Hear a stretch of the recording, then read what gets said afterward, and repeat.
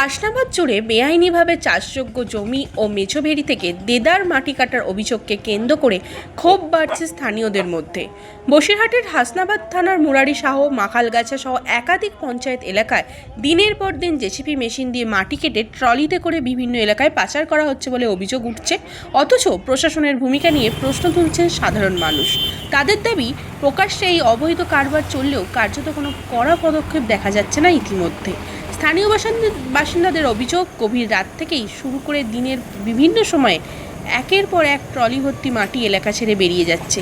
এত পরিমাণে মাটি বহন করা হচ্ছে যে ট্রলি থেকে মাটি পড়ে রাস্তায় পুরো স্তর জমে গিয়েছে, ফলে রাস্তাঘাটের অবস্থাও ক্রমশ বেহাল হয়ে যাচ্ছে। ইতিমধ্যে 471230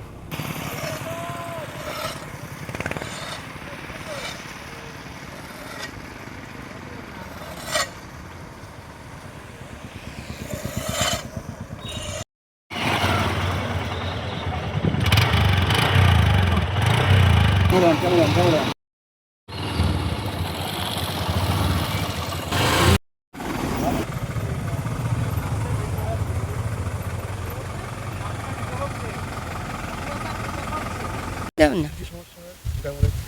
সমস্যা বলতে এই যেমন আমি কুলপি বেশি, এই গাড়িটা যত ঝাঁকটান খেলি ওই যে আর কি লবণ জল উঠে গেলি, এই আমি গরিব মানুষ, এই গাড়িটা দেখা যাচ্ছে এটা 10 মিনিটে যেতাম, সেটা আমার 1 ঘন্টা ধরে যেতে হয়। এই আর রাস্তার কি অবস্থা দেখছেন এখন?